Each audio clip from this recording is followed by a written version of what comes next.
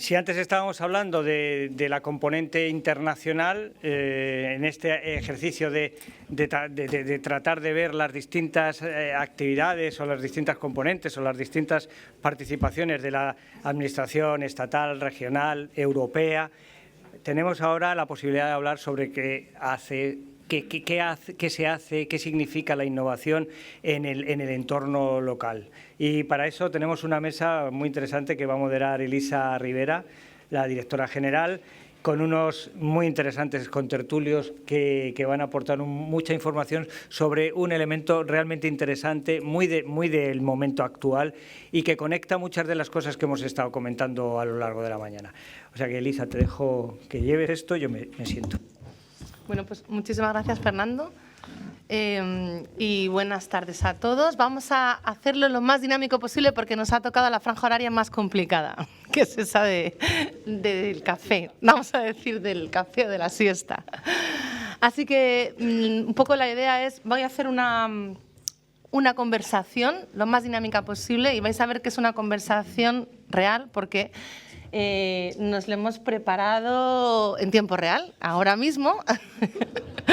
Y bueno, la verdad es que es fácil porque tengo unos compañeros de mesa que he conocido, algunos desde hace más tiempo y algunos más recientemente, pero con los que es muy, muy fácil trabajar. Y esto es lo primero que quería decir.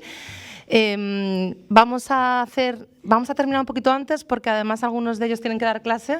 Vamos a terminar a las 4:20, así os podéis tomar un café antes de hacer la visita. Y en primer lugar, bueno, les voy a presentar. Jordi Pérez trabaja en la Universidad Politécnica de Valencia. Él es ingeniero de telecomunicaciones, pero yo diría que no es muy ingeniero. Ha trabajado en el Ayuntamiento de Valencia y tiene una experiencia desde el ámbito académico y desde la política pública, que creo que esto es súper importante.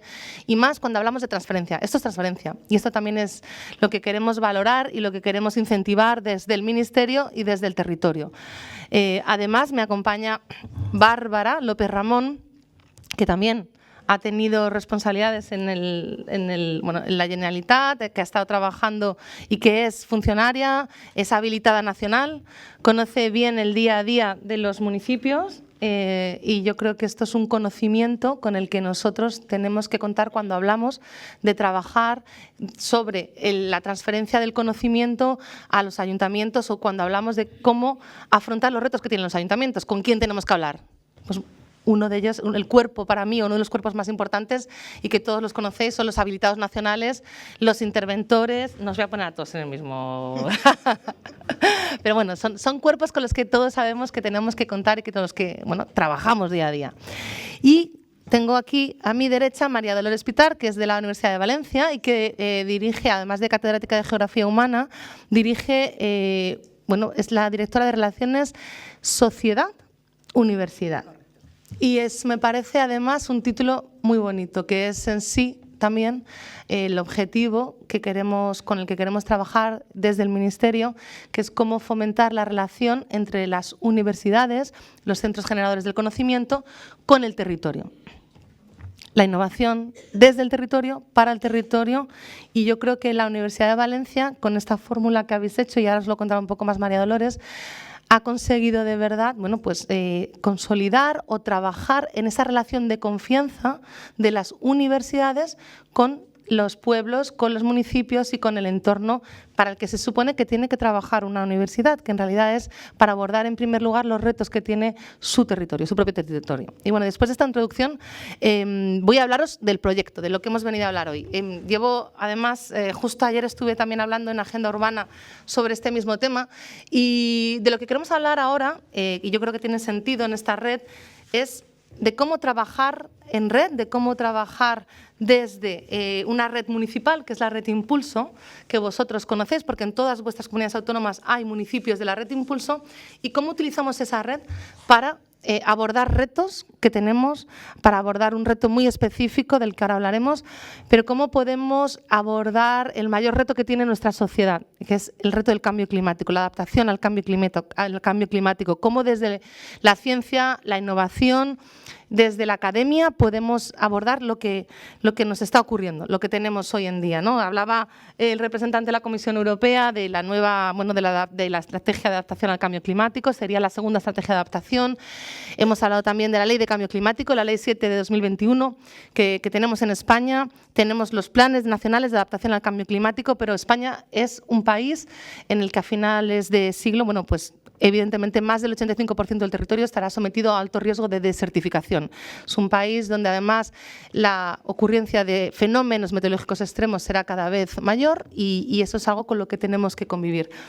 Por tanto, una vez que estamos aquí, yo además vengo de… Mi recorrido ha sido en transición ecológica, he trabajado 10 años en el Ministerio de Transición, he trabajado en la Agencia Europea de Medio Ambiente, he trabajado siempre muy ligada a los retos de adaptación y de mitigación del cambio climático y desde mi puesto actual, que es la transferencia del conocimiento, pues me planteé y nos planteamos cuando ocurrió el 29 de octubre la DANA, cómo podíamos desde el Ministerio de Ciencia e Innovación utilizar todo el conocimiento para abordar un fenómeno así. La primera aproximación, por supuesto, la primera es la emergencia y abordar todo lo que, desde todos los ministerios, desde todas las administraciones, cómo se podía abordar todos los retos que tenían los municipios, pero pensando un poco a medio y largo plazo, que es lo que tenemos que hacer desde la ciencia y desde la innovación, qué podíamos aportar nosotros, qué soluciones podía dar la ciencia, qué podíamos hacer para trabajar con las universidades y que las universidades, pudiesen aportar su conocimiento a un reto muy específico, pero que no es puntual, repito, y que no solo se va a producir en esta comunidad autónoma, sino que se está produciendo en toda España. Primero fue buscar un poco dentro del Ministerio qué grupos de investigación, quién estaba haciendo qué. Teníamos al CSIC, tenemos a los centros punteros en España en investigación. Pero esta solución, que es evidente porque somos un ministerio que trabaja en la generación del conocimiento y tenemos redes, además tenemos el SICTI, el Sistema de Información de Ciencia, Tecnología e Innovación, donde tenemos todos los datos, tenemos los indicadores, trabajamos con vosotros, conocemos quién hace qué. Por supuesto, siempre se te escapan muchas cosas, ¿no? Pero tenemos ese mapeo, pero queríamos ir más allá, ¿no? Esto nos parecía que, bien, estamos aquí, pero a veces, y vosotros que sois además directores y muchos de vosotros tenéis responsabilidades y trabajáis con grupos de investigación y tenéis esa responsabilidad, a veces ocurre que las soluciones que nos da la ciencia y la academia, no es que nos ajusten, sino que hablan en otro lenguaje, que no es el lenguaje a lo mejor de una emergencia de estas características o no es un lenguaje de lo que necesita un ayuntamiento específicamente. De tal forma que, de la misma forma que desde el Gobierno se ha puesto en marcha ese reto que a mí me parece apasionante de informar las políticas públicas desde la evidencia empírica, con la Oficina Nacional de Asesoramiento Científico, queríamos ver cómo trabajar con los ayuntamientos afectados. Repito, esto es un proyecto que vamos a lanzar que hemos lanzado desde la Red Impulso, pero que queremos extender luego a cualquier otra región y que queremos trabajar de esta forma.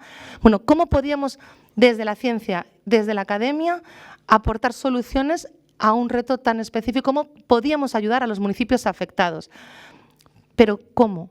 ¿Con qué? ¿Con qué herramientas? Y la herramienta que vimos más inmediata fue utilizar la Red de Ciudades por la Ciencia y la Innovación, 112 ciudades que trabajan en soluciones innovadoras, que están en toda España y que se han volcado en este proyecto. Se han volcado en un proyecto en el que los municipios de la red van a aportar soluciones técnicas a los municipios afectados que quieran participar. De tal forma que es un proyecto que no se ha concebido desde arriba o desde las soluciones de la academia o de la ciencia, sino que lo hemos concebido un poco primero desde un proceso de escucha, de respeto y de atención a las necesidades de los municipios afectados, porque yo creo que esta era la premisa inicial. Cuando empezamos a trabajar con la Red Impulso, lo primero de lo que nos dimos cuenta es que a veces hablamos en lenguajes muy diferentes, ¿no? Y que la ciencia y los grupos de investigación y desde la academia tenemos soluciones que hablan de otras cosas o que hablan, sí, que abordan esa realidad y ese reto, pero de otra manera. Así que ahora mismo voy a dar la palabra a mis compañeros porque si no me estoy haciendo un monólogo directamente. Os he invitado, pero porque me parecéis muy guapos. No, es broma. Os voy a dar la palabra y la primera pregunta va a ser una pregunta más de carácter personal. Quiero que me digáis, y si queréis empezamos por Bárbara, porque aporta también esa visión del Gobierno de España. Esto es un poco… Bárbara ha entrado a formar parte del comisionado para la Dana y cumple esa doble función, está en el Ayuntamiento de Picaña y también está trabajando en el comisionado, que creo que esto es muy importante. Y a mí me gustaría que nos dieseis primero un poco vuestra visión personal, por qué os habéis… ¿Por qué estáis en este proyecto? ¿Qué os parece que podemos, o cómo podemos trabajar, o cómo deberíamos trabajar? ¿Cuál es para ti el reto mayor de este proyecto? No solo de este proyecto, sino del reto al que nos enfrentamos. Es el reto del cambio climático, la adaptación al cambio climático y cómo podemos, desde las redes municipales y desde el conocimiento que tenéis en los ayuntamientos, que es un conocimiento valiosísimo, aportar a este reto y estandarizarlo a futuro para trabajar en otros territorios. Madre mía, Elisa, menudas preguntas. Y ahora ya descanso. Sí, sí. Bueno, mi nombre es Bárbara, vengo en representación del Ayuntamiento de Picaña, porque soy vicesecretaria titular de la plaza allí, pero participo ahora, estoy en comisión de servicios y estoy en el comisionado como directora de Relaciones Institucionales, pero mi labor es un poco, pues, a todos los compañeros habilitados de todos los pueblos que estábamos un poco desperdigados, los que conocéis el cuerpo, pues Mar está aquí, que también es compañera, pues sabéis que lo malo que es de trabajar en un ayuntamiento, lo bueno es la proximidad, que también tiene su parte mala, pero es muy bonito. Pero lo malo es la soledad de los técnicos superiores, que, pues sobre todo los secretarios interventores, que estás pues muy solo y tienes que afrontar retos muy importantes que no tienes para compartir como vosotros en las distintas comunidades autónomas o Gobierno de España. Ahí estás solo. Esta red, cuando hablé con Elisa, pues nos pareció muy, muy interesante porque tener a compañeros de otros puntos de España que son referentes en las materias que sean, en contratación, si te vas a Gijón, que nosotros siempre mirábamos su plataforma, pues mira, están haciendo, pero no tienes esa capacidad de ceder o el día a día se te absorbe, o políticas de empleo en el País Vasco, en selección de empleados públicos, que siempre pues como que los admiras, pero que el día a día no te permite.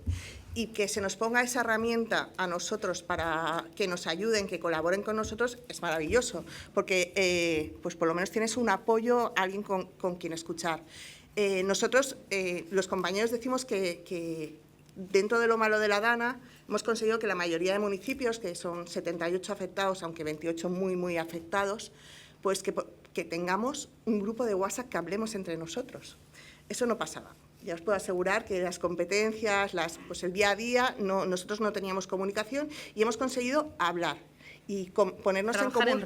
Trabajar en red, de una manera muy sencilla, con WhatsApp. Cada uno, pues no somos muy tecnólogos los habilitados, somos muy jurídicos, muy, pues eso, manuales. La innovación y los habilitados… También hay, también hay, porque en algunas cosas yo sé de decir que la administración local innova en mucho más de lo que pensáis. Y en la administración electrónica, la administración local da sopas con onda a muchas administraciones, que eso es otro punto que para analizar que sería exportable desde la administración local. Innovamos, pero no tenemos ni recursos ni tiempo. ¿Por qué estamos aquí ahora? Pues los municipios afectados, en mi papel de interlocutora, cuando estoy con los compañeros y cuando estoy con los equipos de gobierno o reunida con el ministerio, es trasladar que efectivamente la situación es la que es, que va a volver a pasar, pero que lo documentemos de tal manera para que pueda articularse de una manera mejor, que nos ha tocado a nosotros, que lo hemos pasado como lo hemos pasado, lo seguimos pasando mal, pero que esto se solucione. Entonces, ahora ya no estamos en la emergencia. Por ejemplo, os pongo un ejemplo de, para mí, lo que fue un supercaos en la emergencia que pasó a todos los pueblos y que no teníamos comunicación, y es el reparto de víveres. Tuvimos una inundación y una post-inundación de botellas de plástico, literalmente. Y no teníamos medio de capacidad de acceder a los medios de comunicación y decir que por favor dejen de enviar agua, por favor, porque no podíamos almacenarla y no teníamos capacidad de almacenar. Entonces, queríamos, o sea, sería fantástico, intentamos en ese momento y promovimos desde Picaña, pero no conseguimos la unión porque cada uno estaba con el agua al cuello, de crear un centro logístico de reparto para emergencias y que no cada entidad local tenga su propio centro de reparto, porque era caótico. Y nosotros lo teníamos más o menos organizado porque apareció gente que sabía de logística y de repente pasé a tener funcionarios que se pueden haber sacado el título de logística perfectamente porque estaban paletizando. Y yo llegaba y decía, ¿estáis paletizando? Sí, aprendieron a paletizar. Cada uno, pues, pero esas cosas de trabajar en red, trabajar en equipo, ¿a qué ha sido a salto de mata? Pues por la experiencia, porque era muy grande el territorio, pero sí que es muy importante que esto se cree un organismo que controle esto y que marque unas pautas para todas partes. Esto ya nos ha pasado, ¿vale? Hemos aprendido, volverá a pasar si no le ponemos remedio, y ahora estamos en la fase de reconstrucción, y aquí es muy, muy interesante lo que se nos plantean desde distintos organismos, desde el Ministerio de Ciencia, porque nosotros ahora estamos con la fase de reconstrucción y no tenemos, los técnicos municipales, pues tenemos las capacidades que tenemos y no estamos, pues no vamos a ferias, no somos innovadores, pero no sabemos los productos que hay más para construir. Entonces, esa avalancha de recursos económicos que tenemos, pues sí que necesitamos que se centralice de alguna manera, transferir el conocimiento para que lo que hagamos sea de una manera útil, que no sea tirar el dinero, sino que sea con una finalidad de que si vuelve a tener una catástrofe como esta no se podrá salvar, porque será así, pero que adaptemos nuestras ciudades a lo que viene. Y que seamos un ejemplo de cuando cuando vayan a hacer obras en el resto de España o incluso Europa, pues que se tenga en cuenta. Hay un ejemplo, y ya con esto acabo, por ejemplo, en mi municipio los puentes los está haciendo el Ministerio de Transportes. Y entonces los puentes, mi alcalde presentó unos proyectos Calatrava, no sé, los cogió de todas partes y quería lo más bonito, pero era un contrato de emergencia, obviamente eso no podía ser, pero los técnicos del Ministerio de Transportes pues han hecho unos diseños y han usado unos diseños de puentes que están previstos para grandes avenidas y que se están estudiando en el resto de Europa porque no es hacer un puente por hacer un puente, unas parcelas las tienes que hacer previendo no solo el agua que va a venir, sino la cantidad de materiales adjuntos a la misma que llevaba. Y, por ejemplo, me llamó muchísimo la atención porque son los puentes de Picaña y Paiporta, municipios que están colindantes y son los más dañados de este proceso. Y entonces en Paiporta tenían un puente que no tenía pivotes en medio ni nada, y no tenía que haber caído, pero tenía un arco con unos... Y entonces el arco, pues claro, llevaba de todo, llevaba camiones, coches, todo tipo de cosas, entonces chocó y por ese arco cayó el puente, si no hubiera caído ese puente seguramente. Entonces, ese tipo de actuaciones que tú vas por la carretera y vas viendo esos puentes, que pasas el Júcar y ves en Cullera el otro día, yo veía el puente con eso y decía, sí, es muy bonito, pero esto ahora se tiene que repensar. De otra forma. Y ese conocimiento se tiene que trasladar a todos los ámbitos de actuación, poniendo en valor este tipo de actuaciones. Y esta red, si permite que lo que cada uno sabe y que venga gente de fuera, sobre todo, para darnos experiencias y que nos explique en cada materia, es fundamental. Luego esta red o este proyecto lo que quiere es, por una parte, ese hermanamiento y esa asistencia técnica mutua, y luego una cosa fundamental que ha dicho Bárbara, que es alinear recursos, ser coherentes. O sea, nosotros en la medida de nuestras... Es decir, yo trabajo para el Gobierno de España y por lo menos que las cosas que hagamos las hagamos de forma coordinada y coherente para que el territorio las reciba pues de una forma ordenada, ¿no? Porque tan malo puede ser no tener recursos como tener una avalancha de recursos financieros y no saber cómo hacerlo. Y tenemos que hacer las cosas de forma distinta, las cosas de forma un poco ordenada en esta situación.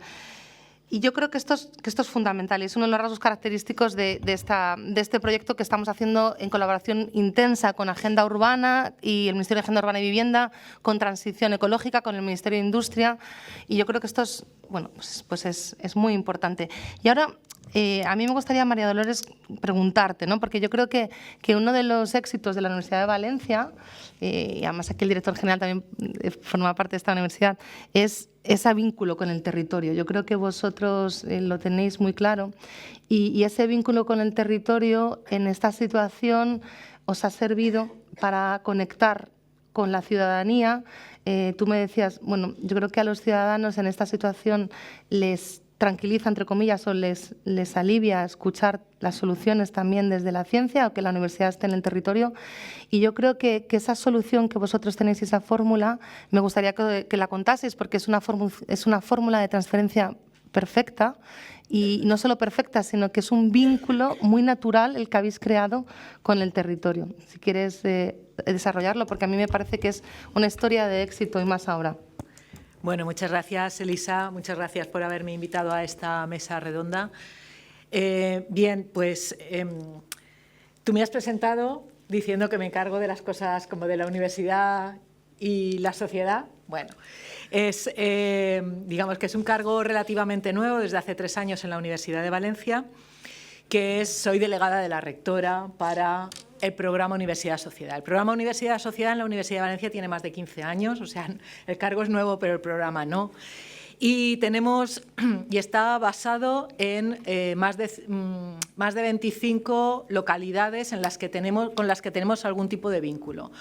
15 de ellas las llamamos sedes porque tenemos contacto permanente y en el resto pues tenemos otro tipo de actividades que pueden ser más o menos puntuales. Entonces, realmente la Universidad de Valencia tiene una extensión en el territorio, que es la antigua extensión universitaria, pero en nuestro caso una extensión territorial real, digamos, focalizada sobre todo en la provincia de Valencia, aunque también tenemos contactos con otros municipios. Bueno, y para nosotros es una forma muy rápida, muy consolidada de llegar a la población, a la ciudadanía, porque nuestro objetivo a través de esta red es la ciudadanía. Pero siempre me gusta decirlo y recordarlo, siempre lo hacemos en coordinación, colaboración y con convenios firmados con los ayuntamientos. No llegamos porque tenemos una sede, como puede ser este campus, que este campus es propiedad de la universidad, por lo tanto, aquí dentro de este campus la universidad ofrece lo que mejor le parece. No, en la sede de Burchasot, donde también tenemos sede, en el municipio, coordinamos con los ayuntamientos aquellas acciones que más les interesan, más necesitan, que pueden ser de formación o pueden ser de acompañamiento o de ayuda a toma de decisiones, tanto desde el punto de vista de los propios ayuntamientos como, por ejemplo, de asociaciones culturales, etc.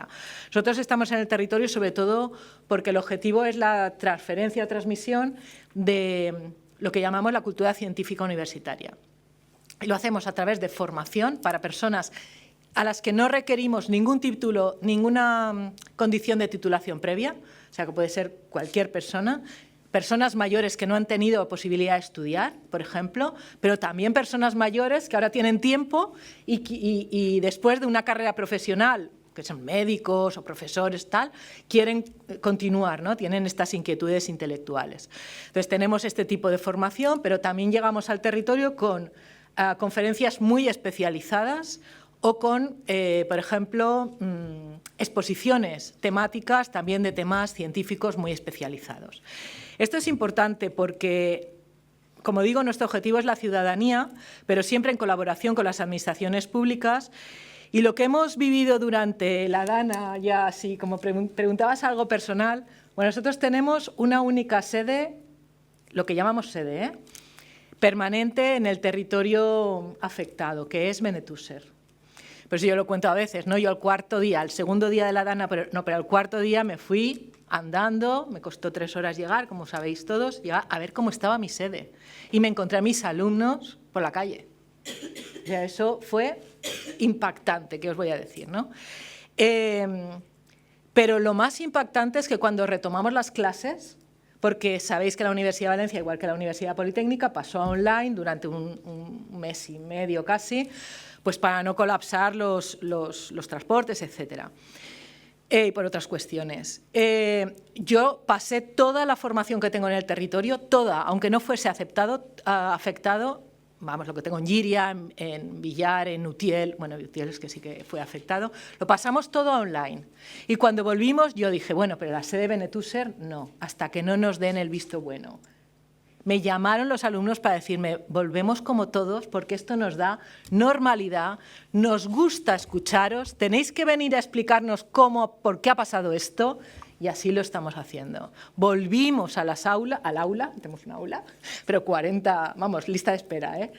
Bueno. En Benetússer, y eso fue para mí impactante. Yo fui el primer día a la reinauguración del curso, el primer día, pero que abrimos todas las sedes al mismo tiempo y Benetússer quiso también abrir y fue la acogida magnífica porque creo que la ciudadanía valora, creo no lo sé, vamos, esto está analizado y en las encuestas del CIS y tal aparece, la ciudadanía valora muchísimo el conocimiento científico, la ciencia.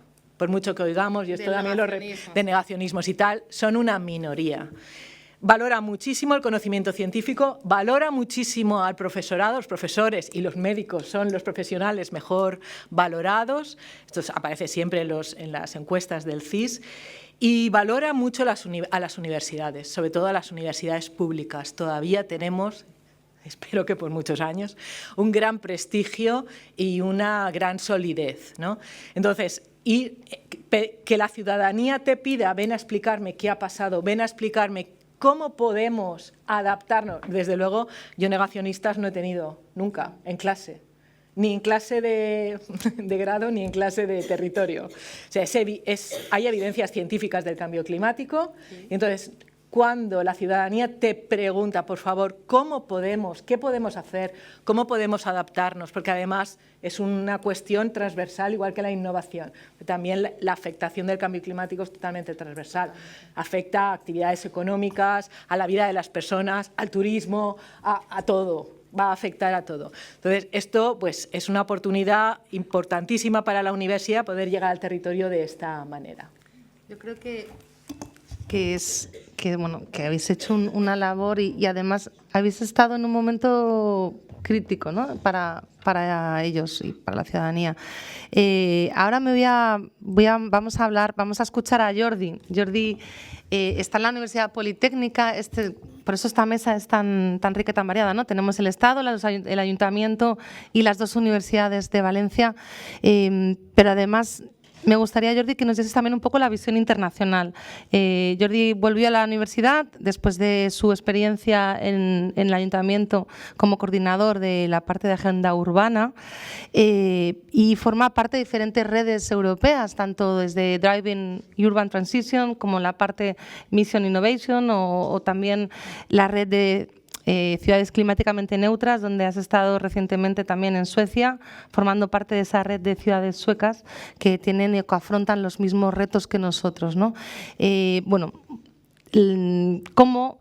¿Cuál es tu visión y cómo quieres o cuál es el reto para ti que soporta o que tiene este proyecto?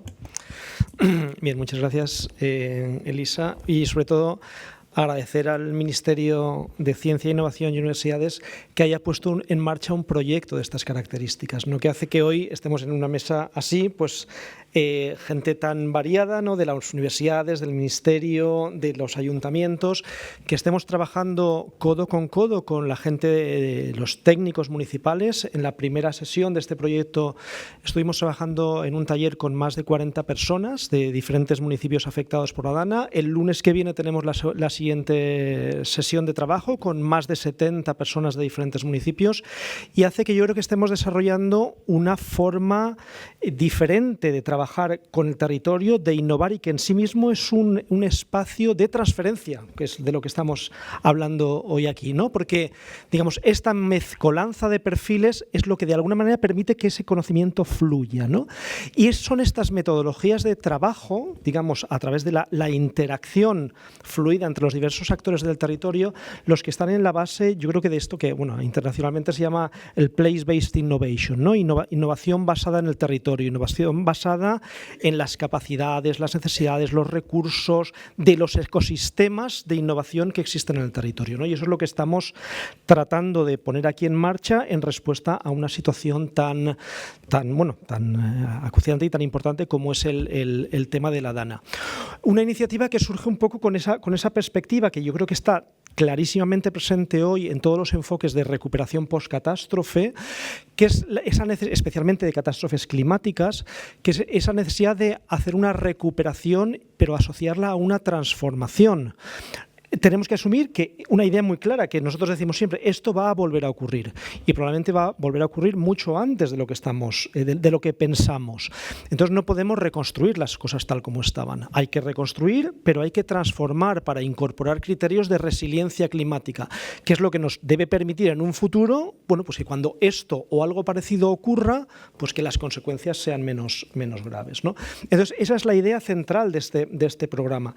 Para mí, Yo estoy en la Universidad Politécnica, yo he tenido experiencia de responsabilidades a nivel municipal en el Ayuntamiento de Valencia, estoy en la Universidad Politécnica en un instituto que se llama Ingenio, que es Instituto de Gestión de la Innovación y del Conocimiento, o sea, trabajo específicamente en temas de innovación, urbana en mi caso, pero es un poco mi ámbito de investigación y de trabajo.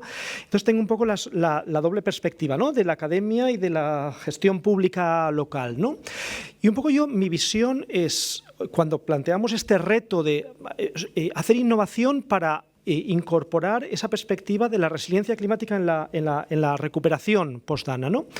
Claro, nos planteábamos cómo abordarlo y, claro, aquí queríamos decir, pensamos, cómo incorporar la ciencia, el conocimiento académico a ese proceso de recuperación, ¿no? Y un poco lo que vimos y lo que constatamos, lo que es así, es que hoy tenemos muchísima ciencia de muchísima calidad hecha sobre el territorio afectado por la Dana y mucho más allá, ¿no? O sea, pero tenemos ciencia en todos los ámbitos disciplinares, en territorio, en urbanismo, en temas sociales, en infraestructuras hídricas, en movilidad. Hay muchos proyectos de investigación y hay mucha producción científica de primerísima calidad a nivel mundial hecha sobre nuestro territorio, ¿no?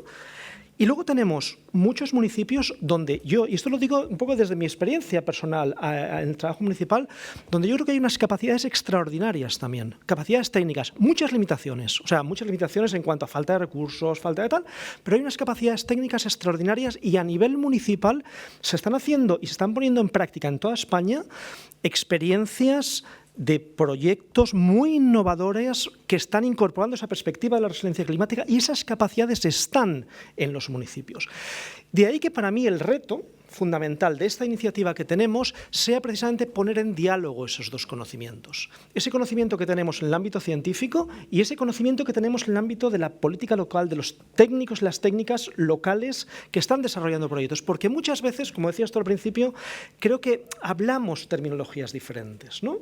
Y yo ahora que tengo una visión más universitaria, más desde la universidad, creo que la preocupación era, claro, ¿cómo hacemos que todo este conocimiento científico que está socialmente reconocido, es respetado, es valorado, es considerado como algo importante por nuestra sociedad, ¿no?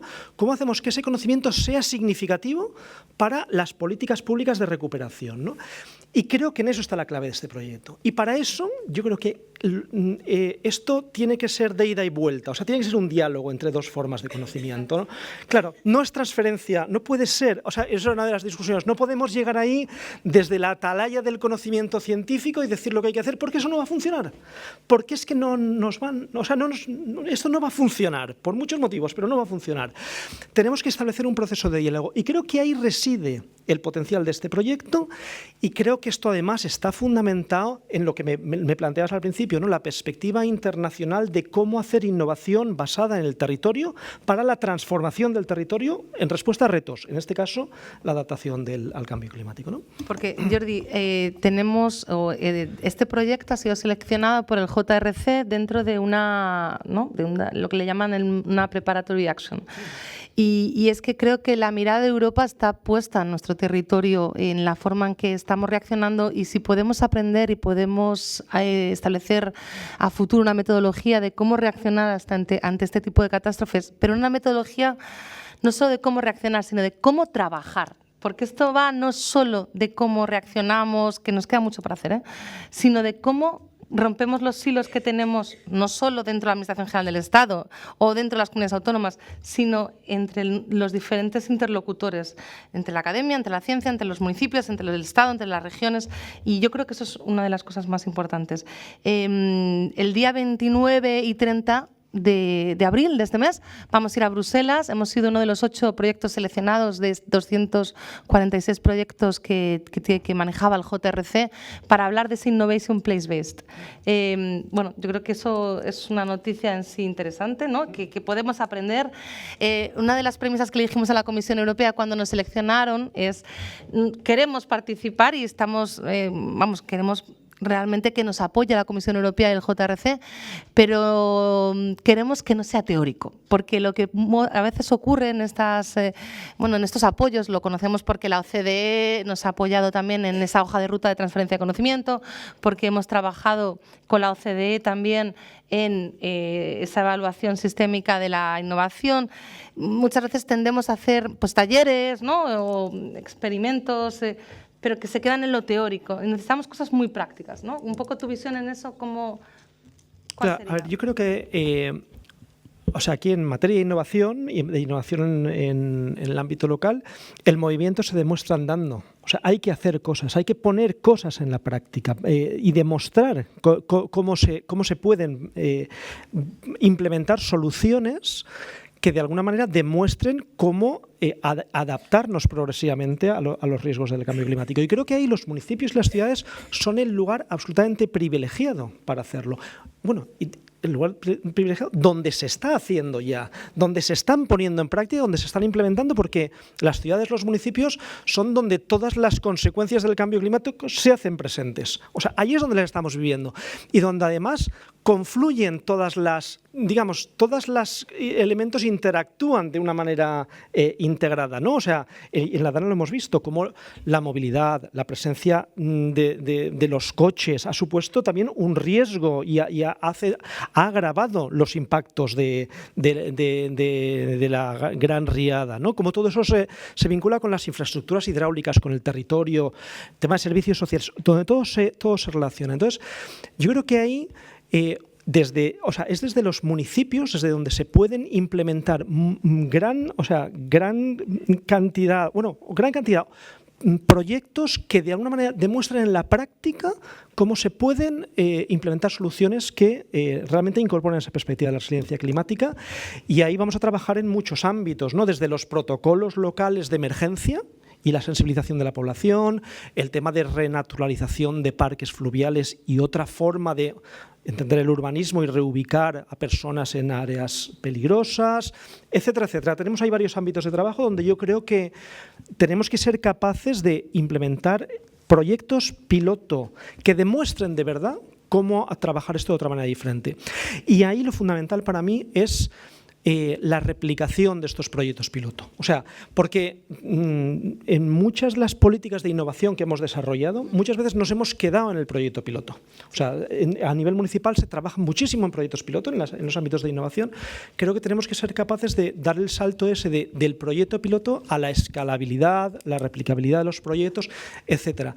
Y de nuevo creo que este es un caso en el que, bueno, se dan las características para poder trabajarlo especialmente, ¿no? Porque precisamente yo creo que trabajar con este tipo de filosofías implica romper silos, y ahí hay que romper silos en todos los niveles. El primero en la universidad. Además es que este proyecto hace y fuerza a colaborar a las dos universidades de Valencia, que se quieren mucho, pero a veces pues también tienen sus cositas, como en todas partes. Lo estaba diciendo Jordi, tenemos 5 grupos de trabajo. Hemos creado 5 grupos de trabajo después del kick-off que hicimos el día 10 de marzo. El próximo día 14 de abril empezaremos a trabajar online, porque tampoco, yo creo que una de las características de lo que está ocurriendo es que, es verdad, los municipios a veces son municipios pequeños, falta gente, hay muchas reuniones, hay muchos y están desbordados. Tampoco queremos hacer cosas muy prácticas desde el aprendizaje mutuo de la academia y el ámbito municipal, y Bárbara va a liderar uno de esos grupos de trabajo, el grupo de los habilitados nacionales. Es el grupo más sexy que hay. Así que, Bárbara, ¿cuál sería para ti los objetivos de este grupo de trabajo que hemos creado? Extraer un poquito al lado oscuro, al lado de la innovación, yo diría al lado brillante de la innovación, a los habilitados. Le hemos dado una herramienta informática para el próximo día 14. Imaginaos, ha dicho, yo creo que esto no va a funcionar con los habilitados. Pero en cualquier caso, tú hablas su lenguaje y sabes cuáles son las barreras a las que os enfrentáis. ¿Cómo lo ves? Yo lo veo bien, muy, muy bien. De hecho, ellos están muy contentos. Yo con una pequeña maldad, digo, hemos puesto una pica en Flandes, está inhabilitado metido aquí en el comisionado, eso es mucho, ¿eh? Porque siempre se nos mira ahí con un poco de los que ponemos los reparos, pero que no es así, que lo que queremos es que funcione, lo que pasa es que las herramientas jurídicas son las que son y los procedimientos, pues ha pedido antes el vicerrector, ¿no?, la simplificación de la burocracia, pues nosotros es verdad que creo que somos menos burócratas que otras administraciones por la agilidad que le damos a muchas cosas, pero la ley y los procedimientos son lo que son. Pero sí que te he de decir que hay una tanda de gente joven con muchas ganas. Mi sustituto, compañero y amigo enseguida me dijo, ese grupo de habilitados me encanta, Bárbara, yo quiero participar ahí. Vino a la jornada de Ribarroja, estaba súper emocionado, me iba persiguiendo. ¿Cuándo nos unimos a otra ciudad para que nos ayuden? Porque queremos hacer las cosas de Smart City y necesito que nos expliquen. Y entonces dije, frena, frena, que no llegamos a todo. Pero ese impulso, pues mucha gente la tiene y yo creo que estarán los que realmente se lo creen. Y somos muchos. Que una cosa es en el día a día, pues los problemas que pues, a todos os pasará, ¿no? Cuando estáis en vuestro trabajo, pues que tienes que hacer tus expedientes y que te agrade o más o menos, pues lo tienes que tramitar y ese es el procedimiento, pero que ganas de innovar, de escuchar al de al lado. Pues, por ejemplo, hoy una compañera de un pueblecito tenía problemas con la interventora que no le deja una cosa, ha hablado conmigo, pues te paso el teléfono de mi compañero y luego he dicho, mira, te paso el de tal pueblo, el secretario, que es el mejor en todo esto, para que te ayude, que te pase y oye, es que no es que el alcalde te diga, es que en el pueblo de al lado lo hace, no, es que tu compañero te pasa el expediente y te da una vía de solución que no habías pensado. Y ahora, es que lo que tenemos ahora es todo extraordinario, todo extraordinario. Hemos salido de nuestro ámbito de confort. Hay gente que no le gusta salir del ámbito de confort y otros que decimos, vale, pues es una oportunidad y para mí esto es una súper oportunidad y así lo tenemos que tomar y hay muchos compañeros que están contentos de tener esta oportunidad pues que estaban, yo como decía, es que estoy aquí haciendo pliegos más aburrida que aburrida, pues bueno, pues hacemos otras cosas, aprendemos de otras personas, compartimos conocimiento y eso es maravilloso. Eso es siempre maravilloso. Y en relación con las agendas de reconstrucción, porque es verdad que también desde el Ministerio de Agenda Urbana y Vivienda, ¿no?, se ha habilitado esa solución un poco personalizada para el territorio afectado. Y yo creo que también se ha hecho un esfuerzo muy importante con el Ministerio de Hacienda de coordinarlo con los edil y con las diferentes soluciones que hay. Bueno, ahí tenéis también un reto, ¿no? Cuéntanos un poco cómo lo ves esta parte más de agenda de reconstrucción. Pues se van a firmar unos convenios con cada uno de los municipios de 126.000 euros, independientemente de la población del municipio. Es una gran oportunidad porque un municipio de 500 habitantes no se plantearía tener una agenda urbana nunca, porque no va a entrar en fondos FEDER, no va. Entonces, es una oportunidad para homogeneizar toda una provincia, para tener una política estratégica de crecimiento de los municipios. La primera parte son agendas de reconstrucción para situarnos, para ver cómo podemos ir. Es muy importante unirte a otros municipios para que vayan ligadas. Se nos reclama mucho, es que están distintas constructoras, es que no se tiene, pero claro, es que hay tantos órganos de contratación, es tan complicado poner a tantas partes en común. Entonces, lo que sí, por ejemplo, pues hay un ejemplo claro de trabajo en equipo que yo creo que saldrá porque se ha unido el Gobierno de España, Generalitat y todos los municipios del Parque Natural del Turia que han recibido fondos y están trabajando en la recuperación de eso conjuntamente para que lo que se haga sea a todos los municipios afectados. Y al final, pues eso es lo bonito de la cooperación, del trabajo en red y así tenemos que ir enfocando, viendo cómo se hace en la agenda de reconstrucción, porque lo que yo haga en Picaña sí o sí va a afectar a Paiporta. Totalmente. Luego ese trabajo en red yo creo que va a ser uno de los mayores valores añadidos del proyecto. María Dolores, yo cuando empezamos a hablar, uno de los proyectos que me pareció, además de este proyecto de la Dana, en lo que ya estaba trabajando en la Universidad de Valencia, es en un proyecto de recuperación de las fotos. Y lo digo antes de entrar en el grupo de trabajo que tú lideras, que es el grupo de trabajo de protocolos de emergencia, porque me parece que a veces en la adaptación al cambio climático y en la resiliencia se nos olvida mucho la parte humana y en las catástrofes también, esta parte humana social, que es el recuerdo, que es los objetos personales que han perdido las personas afectadas. Y yo creo que esa dimensión social es muy importante y bueno, me gustaría que lo contases un poco porque creo que es algo que lo que no pensamos instintivamente, ¿no?, cuando trabajamos desde la parte más de sostenibilidad. Bueno, te comento un poco de qué va el proyecto y luego sí que me gustaría hacer una observación sobre este tema que habéis comentado del trabajo en red y tal. El proyecto lo realiza la Universidad de Valencia junto con la Universidad Politécnica, ¿eh? Este es uno de estos proyectos en los que nos llevamos bien. Bueno, se llama Salvem les fotos y se ofreció inmediatamente a las familias poder ir recogiendo las fotos que habían sido afectadas por el barro y por el agua y tal, para recuperarlas, para restaurarlas. En este momento tenemos más de 2 millones de fotografías, que se dice pronto, de todo, o sea, de todos los municipios afectados. Tenemos 4 o 5, si utilizamos también el laboratorio que hay en la Universidad de Valencia, hay 6 con el laboratorio de la Politécnica, 6 laboratorios, de ellos 5 de campaña, que llaman, ¿no?, porque están en los municipios, a donde pueden llevar las familias sus álbumes y sus fotografías. Claro, la recogida de estas fotografías, que o las familias las llevan o nos llaman y entonces voluntarios de las 2 universidades van a recogerlas, ese momento es no sé cómo definirlo, pero es muy emotivo, ¿vale? Es verdad que se nos olvida la parte humana porque hay unas afectaciones económicas, por supuesto la de vidas humanas, que eso no tiene comparación, ¿no?, pero económicas, ¿no? Hay que construir puentes porque hay que pasar, la movilidad, tal, pero muchas personas que vienen nos dejan su vida en formato de fotos, y algunas personas que han venido en algún momento que yo he estado recogiendo o hablando con estas personas me decían que, mira, las fotos, esto también lo he contado alguna vez, las fotos más recientes me dan igual, porque como están en formato digital, pero es que están las fotos de mis abuelos, de mis padres, fotos antiguas.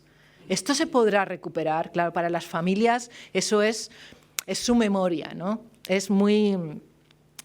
para ellos recuperar esa parte es como tener como un balón de oxígeno para seguir hacia adelante, porque, como todos sabéis, pues familias que han perdido todo o casi todo. Así que ese proyecto está siendo muy bonito porque además se están restaurando, bueno, primero secan las fotos con papel secante y todas estas cosas, y luego están restaurando, hay fotografías que se han perdido, pero están intentando ahora el tema de la inteligencia artificial, o sea que ya todo, ¿no? Y escaneando las fotos, porque colaboran con empresas de fotografía, con Hoffman y con Canon, lo digo así, un cuña publicitaria, que colaboran altruistamente que han cedido aparatos de estos para digitalizar y poder devolver a las familias las fotos restauradas que se pueden, e incluso en formato digital. No hemos empezado a devolver todavía porque están en proceso de restauración. Y quería señalar que se está realizando una gran labor con voluntariado de los propios municipios. La gente en los laboratorios de campaña acuden voluntarios que viven en estos municipios afectados y que dedican unas horas a ayudar en estos laboratorios con la guía de los técnicos de las universidades. En ese sentido, pues es un proyecto pues, muy bonito, porque estamos ayudando a esa recuperación de la memoria. Y yo creo que después del verano empezaremos a devolver los primeros álbumes de fotos recuperados, ¿no?, ya restaurados. Así que ya espero que podamos hacerlo también como una noticia que sea importante para la recuperación. Y una palabra que se utiliza mucho, que yo nunca he querido usarla mucho y últimamente la uso mucho y me empieza a gustar, que es la resiliencia. La resiliencia social o socioterritorial, porque las personas estamos arraigadas en el territorio, y aquí sale la geógrafa que llevo dentro, claro, y claro, el territorio en el que vivimos, en el que hemos nacido o en el que vivimos, forma parte de nuestras vidas y de nuestra memoria y de nuestra forma de proceder y de nuestras redes sociales que están en el territorio. Quería comentar un tema que tiene relación con lo último que has comentado y que no me resisto a decirlo. Y creo que es la primera vez que lo digo en un foro, aunque pues que hay que empezar a pensar que habrá que gobernar de alguna manera el área metropolitana de Valencia. Ahí lo dejamos. Y esto es heavy, pero es que ya está bien. Es que llevamos en la academia décadas diciendo que hay que crear una entidad metropolitana, que el área metropolitana de Valencia tiene la suficiente envergadura y necesidad de estructuras comunes como para tener una gobernanza metropolitana. Un gobierno, nada de gobernanza, un gobierno metropolitano. España tiene en ese tema metropolitano, algo nos pasa porque somos como el bicho raro europeo. Cuando en Europa hay áreas metropolitanas con un gobierno claro, muchas y de distintos modelos, en España parece que nos cuesta, aunque la ley lo permite, luego la realidad no es así. Pero es que Valencia y su área metropolitana lo necesitamos y lo necesitamos urgentemente para la adaptación al cambio climático.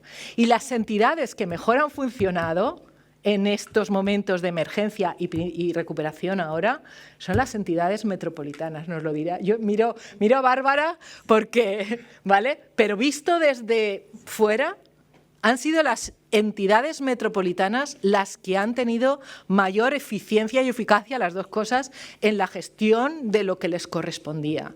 Entonces, tenemos que reivindicar esa colaboración territorial entre los municipios, por ejemplo, del área metropolitana, por ejemplo y sin ejemplo, del área metropolitana de Valencia, que además son los municipios más afectados, aunque hay otros claramente, pues como todos sabemos. Así que ahí también otra cuña geográfica, la necesidad de la colaboración territorial es acuciante y ya, por favor, es que llevamos décadas diciéndolo, décadas. Yo me aburro de decirlo. Ya. Ahí salió la geógrafa. Bueno, y vamos a ir terminando y voy a empezar por el extremo. Jordi, bueno, ¿a ti qué te gustaría o cómo ves el futuro? Como si tuvieses una bolita, ¿qué quieres hacer? ¿Cómo crees que debemos trabajar para conseguir que cuando ocurra, porque esto ocurrirá, estemos preparados, seamos más resilientes y las cosas las podamos hacer de forma distinta? Bueno, yo creo que,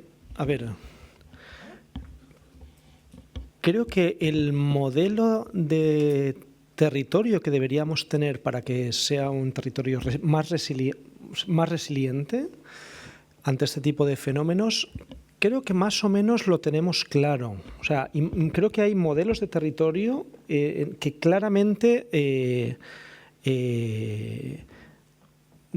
hacia los que debemos tender para ganar en términos de resiliencia y de adaptación al cambio climático, y eso hace referencia a ámbitos muy, muy diversos, ¿no? O sea, desde el tema de las infraestructuras hídricas, el tema de la movilidad, el tema de la industria, que no hemos hablado, de todos los polígonos industriales que tenemos en esa zona y que tenemos que pensar cómo hacemos que la industria sea más resiliente ante la industria concretamente, pero también toda la actividad económica, tema de huerta, territorio, y que al final lo que hay detrás, como bien estás diciendo, es el tema de la gobernanza, o sea, la gobernanza como interrogante global de todo esto. O sea, yo creo que ahí hay una perspectiva muy global de hacia dónde tenemos que ir y que yo creo que más o menos está claro, y que desde la academia creo que hay mucho conocimiento muy claro de hacia dónde debemos de ir, desde el conocimiento científico, ¿no?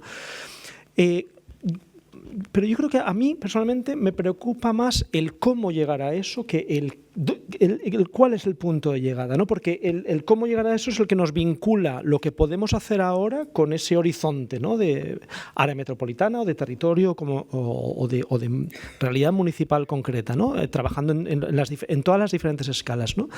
Yo creo que ahí, y en este foro creo que hay que reivindicar el papel de la innovación, o sea, de la innovación como capacidad de probar y de poner en práctica en el territorio iniciativas concretas que, no solo que nos permitan aprender, generar conocimiento, etcétera, sino que nos permitan demostrar a la gente que esas soluciones funcionan, que son buenas, que son deseables. Lo hablábamos antes en la reunión que teníamos sobre esto. Por ejemplo, si un municipio crea un protocolo local de emergencias nuevo, innovador, que que recurra a instrumentos que a lo mejor son muy básicos. A lo mejor para concienciar a la gente de los municipios necesitamos un panel en la plaza principal del pueblo que nos indique el nivel de riesgo en el que estamos actualmente. Ese tipo de innovaciones en el territorio, yo creo que si somos capaces de ponerlas en marcha en proyectos piloto pequeños pero visuales, que la gente los vea, creo que eso tiene un potencial transformador muy importante, porque eso es lo que genera la demanda. Y creo que más en entornos municipales así, creo que lo genera más, porque si en un municipio se ve que bueno, pues, o sea, es que en todas las temáticas, ¿no?, que estamos trabajando, si somos capaces de poner en marcha estos proyectos, este ejemplo del protocolo, si somos capaces de hacerlo bien en un municipio, automáticamente en el resto de municipios nos lo estarán demandando. Y entonces se va a hacer. O sea, el momento en que la ciudadanía nos lo esté demandando de verdad, se va a hacer. Por eso, para mí, ese es el reto del cómo, ¿no? Avanzar haciendo y demostrando a pequeña escala, integrando en proyectos que tienen que ser de muy diversa índole, porque al final aquí están todas las temáticas imbricadas en la adaptación y la resistencia del territorio.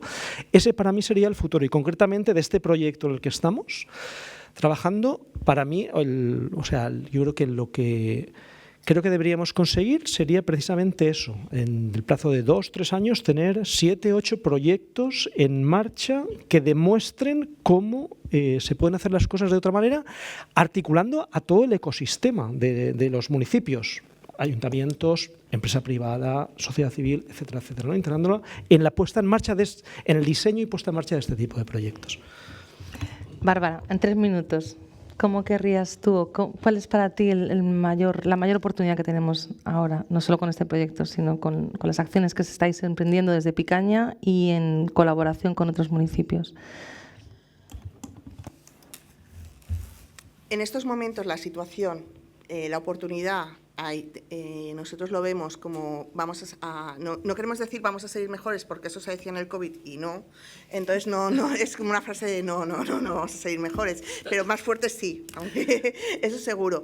No, pero el modelo de ciudad sí que va a ser mejor, obviamente, hemos aprendido de los errores y tienes la oportunidad de, si se ha ido 40 años del municipio, pues lo que hagas, hacerlo con las mejores adaptaciones y la mejor tecnología.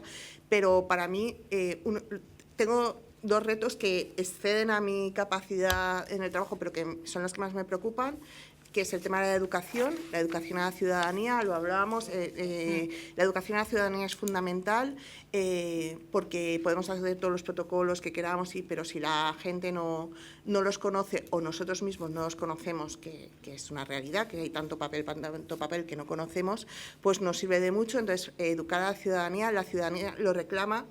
Y luego la salud mental de las personas, porque os pongo un ejemplo, las últimas lluvias de alerta, pues en el municipio de Paiporta pues instalaron una cámara enfocando al barranco, para que la ciudadanía supiera si iba agua o no. Yo cuando lo escuché en las noticias pensé, madre mía, se les ha ido. Pero no.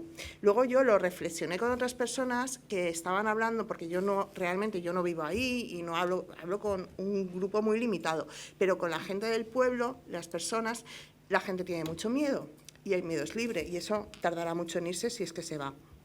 Entonces me decían, no, es que lo que queremos es que se pongan cámaras en el barranco, como una televisión, me decían, como una televisión autonómica o eso, que podamos estar completamente informados. Y me miras así. Pero es que eso es una realidad, porque nosotros nos enteramos de las cosas por apunto. Esa es la realidad. Y en mi ayuntamiento se enteraron las cosas porque yo iba retransmitiendo, que estaba en mi casa mirando a Punt, y se lo iba retransmitiendo a mi alcalde, y conforme eso iban moviéndose. Eso es. Entonces, la gente necesita información real, que no piensen que son fake news, que sean... No, es que te piden simplemente una cámara mirando al barranco, porque el barranco está ahí, y el pueblo va a seguir estando ahí y no se puede cambiar. Quien diga que se tienen que ir los pueblos, pues no conoce la realidad de nuestra, que es el área metropolitana de Valencia. Entonces, eso es muy importante y tenemos que entenderlo nosotros, que no pensar que pues los loquitos o eso, no, es que la gente está mal. Y cuando uno tiene miedo, da igual, o sea, tienen miedo. Y tenemos que facilitar y educar mucho porque me decía un compañero, es que la gente hemos perdido el instinto de supervivencia. porque vivimos en una sociedad que estamos en confort, que esto lo que nos ha pasado pues es muy extraordinario, nunca nos lo podíamos imaginar, y no ponemos en valor nuestra vida, ponemos en valor un coche. Entonces, hay que educar a las personas, se tiene que educar en los colegios, igual que hacen en otras sociedades, pues formarnos en el cambio climático, formarnos en actuaciones de cómo tenemos que actuar ante unas circunstancias extraordinarias. ¿Quién dice un incendio, dice una riada, dice una inundación, lo que sea? Porque son muchas circunstancias que pueden ocurrir y que tiene que formar parte de nuestro plan de educación en casa, en los colegios, formación a personas adultas, formación en la universidad, que igual que seguro que en vuestros puestos de trabajo os han hecho un simulacro de incendio y hemos desalojado por un simulacro de incendio. ¿A que nadie ha hecho un simulacro de inundación? No, pues tenemos muchas posibilidades también y lo hemos comprobado y no llovía en mucha parte del territorio y eso se nos ha olvidado. Y para mí es la parte que se tiene que incidir mucho por todas las administraciones transversalmente. María Dolores, educación a la ciudadanía. Nada, 30 segundos, 30.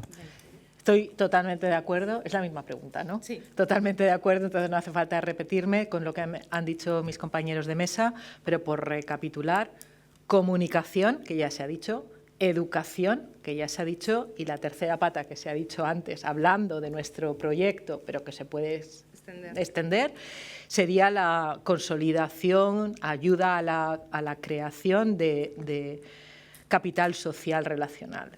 Iba a decir redes sociales, pero se puede confundir con el Instagram y tal. No, red de capital social, es decir, infraestructuras sociales que faciliten que las personas puedan relacionarse entre ellas, conocerse, pensar, porque la gente es súper lista. O sea, esto de que el conocimiento está en la universidad, yo nunca me lo he creído y ahora mucho menos. O sea, la gente es súper lista, saben muchísimo.